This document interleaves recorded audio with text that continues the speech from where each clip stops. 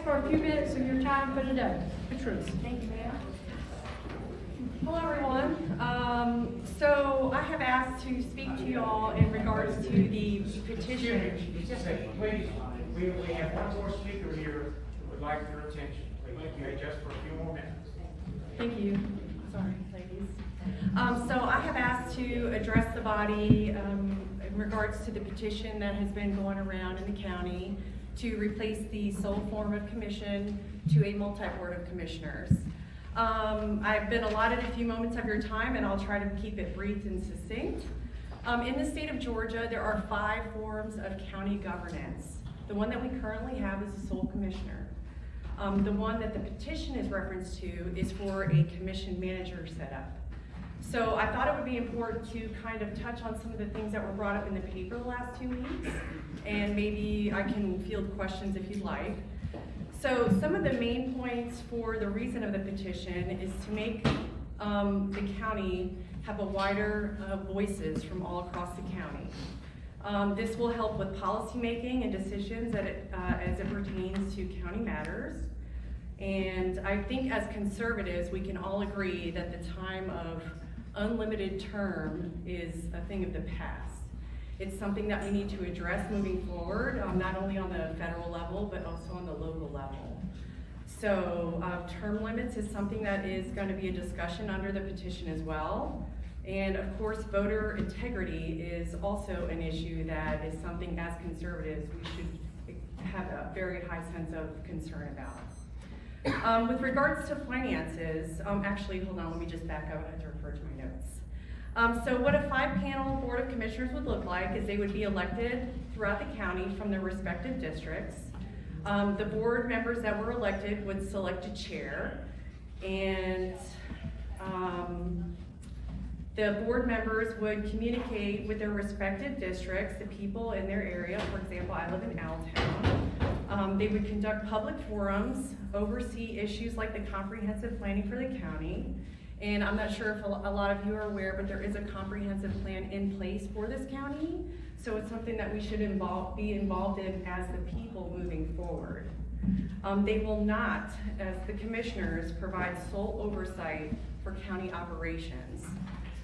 They will utilize already currently employed administrative and support staff, and there will be a county manager that's assigned to the representatives of the board.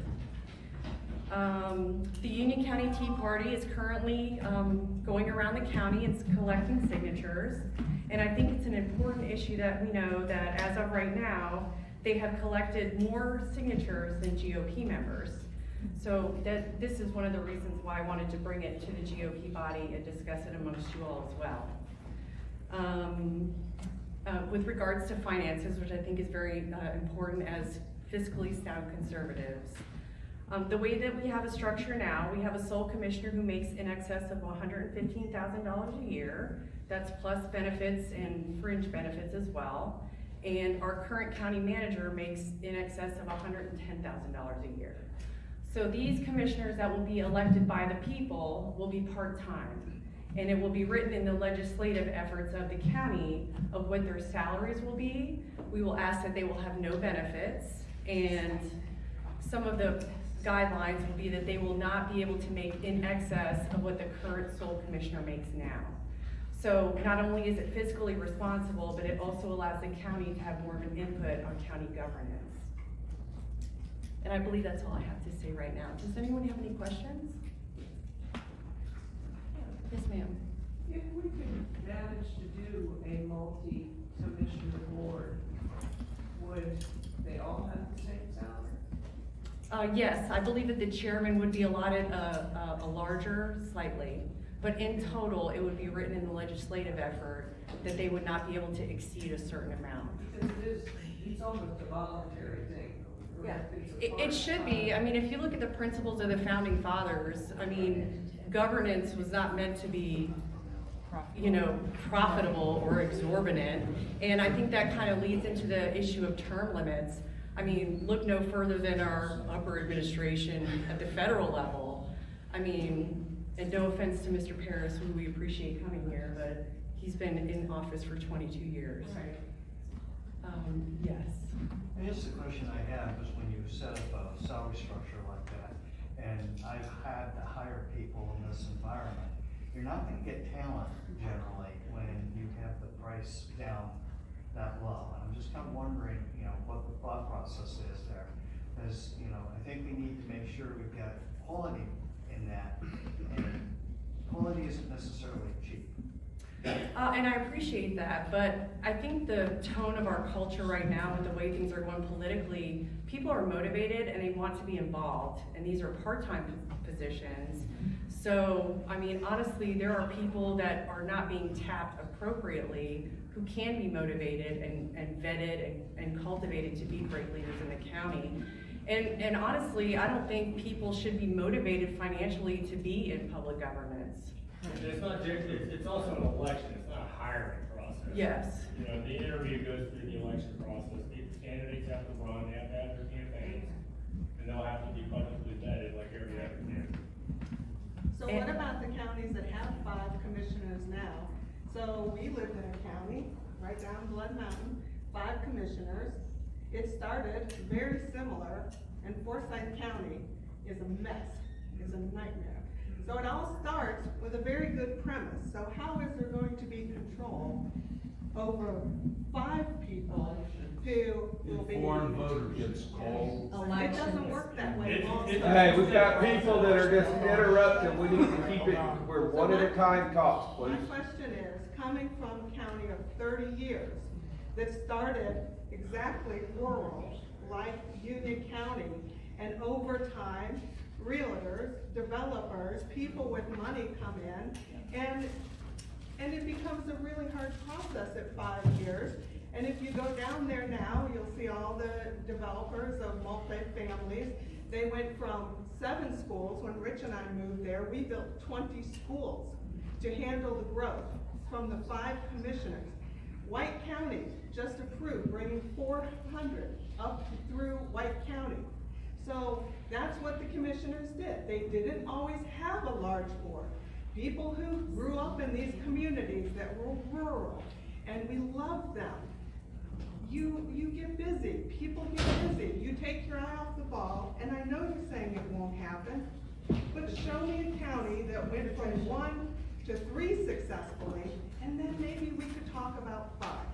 Well, ma'am, in fact, there are 3 budgeted projects for affordable housing under the LIHTC Act right now that are already That's not approved. right. Yeah, so it's coming, But that's and under the Mountain Region Development Fund, under the state guys, and what is also available under there is, Rich and I have been to meetings and we're the only 2 there. So although we're all interested, there are meetings that we don't show up to. Wesley has signed his name in and shown up. We have shown up because we understand what that does to a community, but we're just 2 people. well, actually, maybe you would be a good candidate for the board. We have a I'm sorry. Yes, ma'am, Ms. Barbara. I just wanted to say you have great leadership right here, and I don't think you get a paycheck, do you? No, I don't, thank you. We have people that are willing to do the hard work. Look at everybody in here. This group has grown tremendously. We have great leadership, and you don't get a paycheck. So I think that the motivation is our community and the love that we have for our, country. Yes, ma'am. Yeah, so I think that it can be done, it just has to be planned properly. Ms. Cindy. Anybody that wants to sign the petition for the Board of 5 after the meeting, you can see one of us, we'll be outside the doors here. That's good, thank you, I was gonna ask that. Rob? Rob? Yeah, just a quick question. So we just heard we're the 3rd lowest in taxes out of 159 counties. That's pretty solid. I mean, and the difference between 1, 2, and 3 is a rounding error, basically, on your property taxes, right? So basically asking for 5 commissioners, we're looking to increase the size of government, which is not something we normally do. And my biggest concern about it is now we have 5 precincts or districts, whatever you're calling it. So when a grant comes in, let's say we get a $1 million Parks and Recreation grant, all of a sudden 5 commissioners have to have a piece of it. So rather than spending it wisely at Meeks Park or at the farmer's market, Now we gotta have a bridge to nowhere in the upper reaches of the county that nobody will ever go over.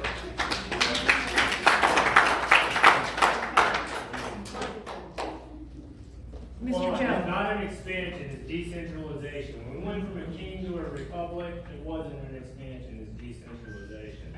If you like your Lamar, you can keep your Lamar. We just want 4 other voices to bounce it out. And every one of these projects, everybody's worried that we're gonna get, we're getting. We just have no say-so in it. We need more decentralization, and we need more access to our leaders. And this is really no different than what our own Senator Gooch did in his own home county, which he was the chair of. And by no means may I soften this a little bit and let you all know that this is not an anti-Lamar movement. This is a representation movement. Mr. Doyle. Okay, please understand, in 50 states, there's 7 counties that have sole commissioners. All are in Georgia. So you've got 3,400 counties or equivalents in the 50 states, and Georgia is the only one that can and still has a sole commissioner. So if it's such a bad idea, how can that many counties be wrong? That's why we're number 3. I'm sorry, Mr. Wesley. About 159. They are wrong. You know, comment not for the sole commission board, I do want to comment because of what Kelly said. I have been, and there has been many meetings, especially about the comprehensive planning of Union County, for the sole reason that the people do not feel they have a voice in their county government. They do not come to these meetings. This has been very vocal, and it's important to understand, and you talking about multi-family housing, without the voice of the people, they already have 5 different projects planned coming into Union County, and a lot of people steer away from the Section 8. There's nothing more than Section 8 housing that's going to be into our county. And thank you. Oh, just this gentleman right over here though was talking to me today about he and his wife can't find affordable housing. Yep. And, you know, so there's 2 sides to every story. And I have nothing, you know, it's just another point that we need to consider. There are people that don't make much money and they can't afford a $300,000 house. The reason I asked to make that comment is because you mentioned my name. Okay, not a problem.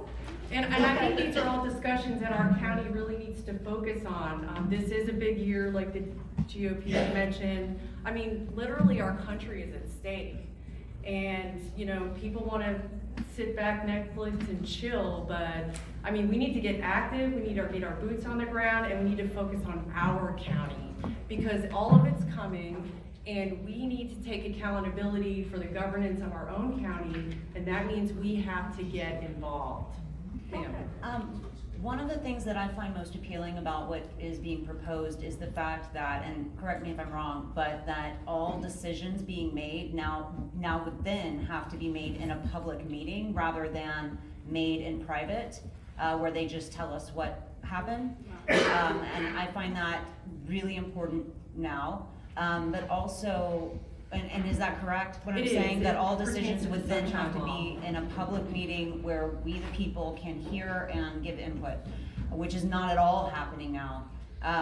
That's why we have to work so hard to figure out what's actually going on, because we're not there when the decisions are made.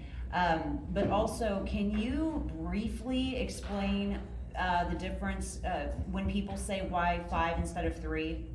Yes. Because I was one of those people, and I was myself actually, and the reason why we're preferring 5 in lieu of 3 is because if you have 2 that are basically on the same thought process, it's immediately going to discount the third. So it's almost in essence having 1, and you know, that's not what we're going for. We think even old suches, they need some representation out there as well. and all the voices in the county need to be represented. Yes, Mr. Rob, I saw you standing Just earlier. a question for the chairwoman Hoops. Do you know, can you, for the benefit of the audience, is the Union County Republican Party endorsing this? No, we take no position on this, because it was our opinion that this is not a Democratic issue, not a Republican issue, this is a citizens issue. Yes, and we appreciate y'all letting us come and speak to you, but I will let you know that this is a movement made by the Union County Tea Party. There are several people here today that are, you know, both members of the GOP and the Tea Party. So if you'd like to speak to them, feel free. None of us are experts, but we're at least making some active steps towards change. It is a nonpartisan venue. Right. If you like your Lamar, you can keep your Lamar. In fact, you should probably stay on if you get the pie, just to help you. And he could be a chair. I mean, like I mentioned, this is not an anti-Lamar movement. This is a representation movement. Yes, Okay. sir. We need to wind her down, guys. I just have one point to make. You're talking about these being part-time positions. Our current full-time sole commissioner has been out in the middle of the night when a storm came through, making sure that things were happening. So, are we gonna lose that? One thought to think And about. he was at our fire too. Sure, and I hope not. I mean, if we have motivated I'm just- individuals who are committed to the county like they should be. We'll have 5. Yeah. But you're saying it's part-time. I mean, Sure. He's in this full-time for the county, so. I'm sorry, can I take the lady first? Yes, ma'am. If I may say, I'm really concerned about something that I heard here this morning. I inferred from what you said that decisions can only be made once a month at their meetings, which would be open to the public. And there's, you know, that's not good. Decisions have to be made sometimes now. You can't wait 30 days to make that decision. They write policy when they write policy, but there's a full-time city manager that they can hire and make those day-to-day decisions. When those commissioners get together, they're deciding to track the future, the layout, the strategy, and then they get to hire the person they would like to implement the day-to-day. So there is that guy who comes out at midnight in winter to clear the road and do all that Lamar heroics. And that fella had his hand up. Okay, I know. They keep Plus, we doing do that. have volunteer firemen that are there when somebody's house burns down too. Excellent point. Sir? I moved here in 2004. We bought our property a little bit before that, and one of the first people that I met in the county, in the bank, trying to get a loan to build a home, was Lamar. I met him a couple of days later at the First Methodist Church where I joined. And again, he came up to me, glad you're at the church. I'm not trying to say Lamar is the best thing that ever happened, folks, but 22 years, are you kidding me? He has been working hard. And I don't think Lamar would stand up and say he's completely against more commissioners. But I think he would also say you're foolish if you think you aren't going to be paying more down the road for these people. One more thing, my best friend in Fayette County was the county commissioner chair. At the time I left, there were 8 county commissioners. And let me tell you something, they were all making good money, and I'm talking about really good money. My friend says, David, I'm not gonna run next year. This is getting crazy. He said, I can't get these people to agree on anything. My first thought was, where does that come from? What does it sound like? If you want to move Lamar out, he probably won't gripe. He's been here a long time, and I'm gonna sit down and hush. But before we start throwing rocks at what we got, let's see what other people are doing. Okay, thank you, Patrice. You did a good job.